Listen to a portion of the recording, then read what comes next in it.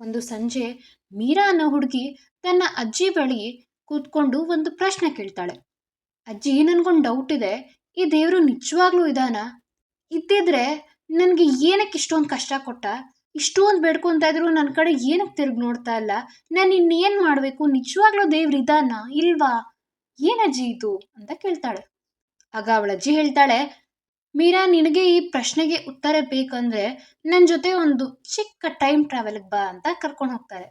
ಅಜ್ಜಿ ಮೊದಲು ಮೀರಾನ ಕೃತಯುಗಕ್ಕೆ ಕರ್ಕೊಂಡು ಹೋಗ್ತಾರೆ. ಕೃತಯುಗ ಅಂದ್ರೆ ಸತ್ಯಯುಗ.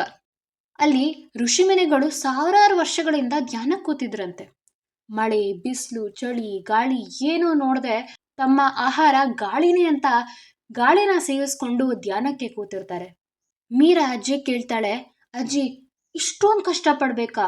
ನಮಗೆ 5 ನಿಮಿಷ ಫೋನ್ ಇಲ್ಲದೆ ಇರೋಕ್ಕಾಗಲ್ಲ, ಇನ್ನು ಇಷ್ಟೊಂದು ವರ್ಷ ಧ್ಯಾನ ಕೂತ್ಕೋಬೇಕು ಅಂದ್ರೆ ಇದು ಅಸಾಧ್ಯ ಅಜ್ಜಿ ಅಂತ ಹೇಳ್ತಾಳೆ. ಅಜ್ಜಿ ನಕ್ಕೊಂಡು, ಬಾ ನನ್ನ ಜೊತೆ ಇನ್ನೊಂದು ಕಡೆ ಕರ್ಕೊಂಡು ಹೋಗ್ತೀನಿ ಅಂತ ತ್ರೇತಾಯುಗ ಕರ್ಕೊಂಬರ್ತಾರೆ. ಅಲ್ಲಿ ಒಂದು ದೊಡ್ಡ ಮಟ್ಟದ ಯಜ್ಞ ಯಾಗಾದಿಗಳಾಗ್ತಾ ಇರತ್ತೆ.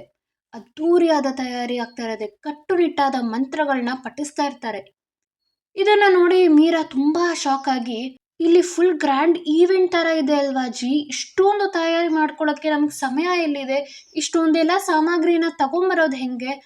ನನಗಿದಾಗಲ್ಲಪ್ಪ ಅಂತ ಹೇಳ್ತಾಳೆ. ಅಜ್ಜಿ ಮುಂದೆ ದ್ವಾಪರ ಯುಗಕ್ಕೆ ಕರ್ಕೊಂಡ್ಬರ್ತಾರೆ. ದ್ವಾಪರ ಯುಗದಲ್ಲಿ ವಿಗ್ರಹಗಳಿಗೆ ಅದ್ಭುತವಾದ ಅಲಂಕಾರ ಮಾಡ್ತಾ ಇರ್ತಾರೆ. ದಿನವಿಡೀ ಪೂಜೆ ಅರ್ಚನೆಗಳನ್ನ ಮಾಡ್ತಾ ಇರ್ತಾರೆ. ಅದನ್ನ ನೋಡಿ ಮೀರಾ, ಇಷ್ಟೊಂದು ನಿಯಮಗಳ ಪೂಜೆ ಮಾಡ್ಬೇಕಾ? ನಮಗೆ ಇಷ್ಟೊಂದು ಜ್ಞಾನನೂ ಇಲ್ಲ, ತಾಳ್ಮೆನೂ ಇಲ್ಲ ಅಜ್ಜಿ. ಅಜ್ಜಿ, ಇಷ್ಟೊಂದೆಲ್ಲ ಮಾಡ್ಬೇಕಾ ಅಂತ ಕೇಳ್ತಾಳೆ. ಆಗ ಅಜ್ಜಿ ತಿರುಗಿ ಕಲಿಯುಗಕ್ಕೆ ಬರ್ತಾಳೆ. ಅವಳನ್ನ ಮನೆ ಕರ್ಕೊಂಬರ್ತಾರೆ. ಆಗ ಮೀರಾ, ನೋಡಿದ್ರ ಅಜ್ಜಿ, ಈ ಯುಗದಲ್ಲಿ ನಮ್ಗೆ ಏನೂ ಮಾಡಕ್ ಸಾಧ್ಯ ಇಲ್ಲ. ಹಾಗಾದ್ರೆ ದೇವ್ರು ನಮ್ಗೆ ಕಾಣಿಸೋದೇ ಇಲ್ವಾ? ನಮಗ್ ದೇವ್ರು ಒಲಿಯೋದೇ ಇಲ್ವಾ ಅಜ್ಜಿ ಅಂತ ಕೇಳ್ತಾಳೆ. ಆಗ ಅಜ್ಜಿ ಏನ್ ಹೇಳ್ತಾರೆ ಅಂದ್ರೆ, ನೋಡು ಮೀರಾ, ಈಗ ನಿನಗೆ ಜ್ವರ ಬಂತು ಅನ್ಕೋ. ನೀನು ಮನೆಯಲ್ಲೇ ಕುತ್ಕೊಂಡು ಡಾಕ್ಟರ್ ಎಲ್ಲಿದ್ದಾರೆ, ಡಾಕ್ಟರ್ ಏನಕ್ಕೆ ನನ್ನ ನೋಡ್ತಾ ಇಲ್ಲ, ಈ ಜ್ವರನ ಏನಕ್ಕೆ ಅವ್ರು ವಾಸಿ ಮಾಡ್ತಾ ಇಲ್ಲ ಅಂತ ಪ್ರಶ್ನೆ ಕೇಳ್ತೀಯಾ? ಅಥವಾ ನೀನು ಡಾಕ್ಟರ್ ಹತ್ರ ಹೋಗಿ ಡಾಕ್ಟ್ರೇ ಹಿಂಗಾಗಿದೆ ಅಂತ ಹೇಳ್ತೀಯಾ? ಏನ್ ಮಾಡ್ತೀಯಾ ಅಂತ ಕೇಳ್ತಾರೆ. ಆಗ ಮೀರಾ, ಡಾಕ್ಟರ್ ಹತ್ರ ಹೋಗ್ತೀನಿ, ಅವ್ರಿಗೆ ಹೆಂಗ್ ಗೊತ್ತಾಗತ್ತೆ ನನ್ಗೆ ಹುಷಾರಿಲ್ಲ ಅಂದ್ರೆ ಅಂತ ಕೇಳ್ತಾಳೆ. ಆಗ ಅಜ್ಜಿ ಹೇಳ್ತಾಳೆ, ನೋಡು, ನಿನ್ ಬಾಯಲ್ಲೇ ಬಂತು. ಡಾಕ್ಟ್ರಿಗೆ ನನ್ಗೇನಾಗಿದೆ ಅಂತ ಹೇಳ್ದೆ ಅವ್ರಿಗೆ ಹೇಗ್ ಗೊತ್ತಾಗತ್ತೆ ಅಂತ ನೀನ್ ಕೇಳ್ದೆ. ಹಾಗೆ ದೇವ್ರು ಕೂಡ, ನೀನ್ ದೇವ್ರನ್ನ ಕರೆದ್ರೆ ಮಾತ್ರ ತಾನೇ ದೇವ್ರು ಬಂದ್ಬಿಟ್ಟು ನಿನ್ನ ಕಷ್ಟಗಳನ್ನ ಸರಿ ಮಾಡೋದು. ದೇವ್ರನ್ನ ನನ್ ಕರೀಲೇ ಇಲ್ಲ. ದೇವ್ರಿದಾನ? ದೇವ್ರೆಲ್ಲಿದ್ದಾನೆ? ಈ ತರ ಪ್ರಶ್ನೆಗಳು ಕೇಳಿದ್ರೆ ಎಲ್ಲಿಂದ ಬರ್ತಾನೆ ದೇವ್ರು ಅಂತ ಹೇಳ್ತಾಳೆ. ಹಾಗೆ ಮುಂದೆ ಅಜ್ಜಿ ಹೇಳ್ತಾಳೆ, ಹಿಂದಿನ ಯುಗದಲ್ಲಿ ದೇವ್ರನ್ನ ಕಾಣಲು ತುಂಬಾ ಕಠಿಣ ಪ್ರಯತ್ನ ಮಾಡ್ತಾ ಇದ್ರು. ಆದ್ರೆ ಈ ಯುಗದಲ್ಲಿ, ನಮ್ಮ ಕಲಿಯುಗದಲ್ಲಿ ರೆಡಿಮೇಡ್ ಫುಡ್ ತರ ಸುಲಭವಾದ ದಾರಿ ಕೊಟ್ಟಿದ್ದಾರೆ. ಅದೇ ನಾಮಸ್ಮರಣೆ. ಕೇವಲ ಭಕ್ತಿಯಿಂದ ಅವನ ಹೆಸರನ್ನ ಸ್ಮರಿಸಿದ್ರೆ ಸಾಕು, ನಿನ್ನ ಡಾಕ್ಟರ್ಗೆ ಕಾಲ್ ಮಾಡಿದಂತೆ ಅದು ದೇವರಿಗೆ ತಲುಪತ್ತೆ. ವೀಕ್ಷಕರೇ, ಇದೇ ಮಾತನ್ನ ಶ್ರೀಪಾದರಾಜರು ತಮ್ಮ ಊಗಭೋಗದಲ್ಲಿ ಹೇಳಿದ್ದಾರೆ.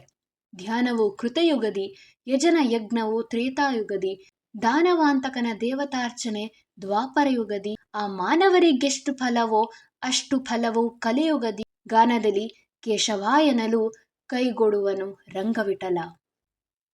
ವೀಕ್ಷಕರೇ, ಈ ಒಂದು ಊಗಾಭೋಗದ ಅರ್ಥ ಏನಪ್ಪಾ ಅಂದ್ರೆ, ಪ್ರತಿಯೊಂದು ಯುಗದಲ್ಲೂ, ಸತ್ಯಯುಗ ತಗೊಳ್ಳಿ, ತ್ರೇತಾಯುಗ ತಗೊಳ್ಳಿ, ದ್ವಾಪರ ಯುಗ ತಗೊಳ್ಳಿ, ಈ ಎಲ್ಲಾ ಯುಗದಲ್ಲೂ ಒಂದಲ್ಲ ಒಂದು ತರಹದ ಒಂದು ಕಠಿಣ ಪ್ರಯತ್ನದಲ್ಲಿ ದೇವರನ್ನ ಒಲಿಸ್ಕೊಂಡಿದ್ದಾರೆ. ಆದ್ರೆ ನಮ್ಮ ಕಲಿಯುಗದಲ್ಲಿ ದೇವರು ರೆಡಿಮೇಡ್ ತರ ಒಂದು ಚಿಕ್ಕದಾದಂತಹ ಒಂದು ಮಾರ್ಗ ಕೊಟ್ಟಿದ್ದಾರೆ. ಆದ್ರೆ ಆ ಮಾರ್ಗದಲ್ಲಿ ನಾವು ಹೋಗೋದು ಬಿಟ್ಟು, ದೇವ್ರಿದಾನ, ದೇವ್ರೆಲ್ಲಿದ್ದಾನೆ, ದೇವ್ರು ನನಗೇ ಈ ತರ ಕಷ್ಟ ಏನಕ್ಕೆ ಕೊಟ್ಟಿದ್ದಾನೆ ಹಾಗಂತ ಹೇಳ್ಕೊಂಡು ಕೂತ್ಕೊಂಡಿದೀವಿ. ಇದು ನಮ್ಮ ಮೂರ್ಖತನ ಅಲ್ಲದೆ ಇನ್ನೇನು ಅಲ್ಲ. ದೇವರ ನಾಮಸ್ಮರಣೆ ಮಾಡಿದ್ರೆ ಆ ಎಲ್ಲಾ ಯುಗದಲ್ಲಿ ಎಷ್ಟು ಫಲ ಸಿಗ್ತಾ ಇತ್ತೋ ಅಷ್ಟೇ ಫಲ ಈ ಕಲಿಯುಗದಲ್ಲಿ ದೇವರ ನಾಮಸ್ಮರಣೆ ಮಾಡಿದ್ರೆ ಈ ಕಲಿಯುಗದಲ್ಲಿ ಅಷ್ಟೇ ಫಲ ಸಿಗತ್ತೆ.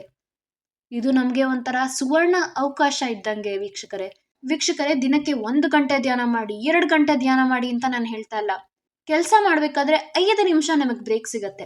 ಇಲ್ಲ ಕಾಲೇಜ್ನಲ್ಲಿ ಸುಮ್ಮನೆ ಕೂತಿದ್ದಾಗ, ವಾಕಿಂಗ್ ಮಾಡ್ತಿರ್ಬೇಕಾದ್ರೆ 5 ನಿಮಿಷ ದೇವರ ನಾಮಸ್ಮರಣೆಗಿಡಿ. ನಿಮ್ಮ ಇಷ್ಟವಾದ ದೇವರ ನಾಮಸ್ಮರಣೆ ಮಾಡ್ತಾ ಬನ್ನಿ. ಇವತ್ತು 5 ನಿಮಿಷ ಮಾಡಿದ್ರೆ ದಿನ ಕಳೆದಂತೆ ಆ 5 ನಿಮಿಷ 10 ನಿಮಿಷ ಆಗತ್ತೆ, 15 ನಿಮಿಷ ಆಗತ್ತೆ, 30 ನಿಮಿಷ ಆಗತ್ತೆ. ಹೀಗೆ ಆಗ್ತಾ ಆಗ್ತಾ ಈ ನಾಮಸ್ಮರಣೆ ಅನ್ನೋದು ನಮ್ಮ ಬದುಕನ್ನೇ ಬದಲಾಯಿಸತ್ತೆ. ನಮ್ಮ ಬದುಕಿನ ಒಂದು ಮುಖ್ಯವಾದ ಭಾಗ ಆಗತ್ತೆ. ಒಂದೇ ಒಂದು ಬಾರಿ ಮನಸ್ಸಾರೆ ಪ್ರಯತ್ನಿಸಿ. ಆ ರಂಗವಿಠಲನ ಪಾದ ಹಿಡೀರಿ. ಆ ರಿಸಲ್ಟ್ ನಿಮ್ಗೆ ತಿಳಿಯತ್ತೆ ವೀಕ್ಷಕರೇ. ಇಷ್ಟ ಆಗಿತ್ತು ಇವತ್ತಿನ ಒಂದು ಉಗಾಬೊಗದ ಸಂದೇಶ. ಹರೇ ಶ್ರೀನಿವಾಸ.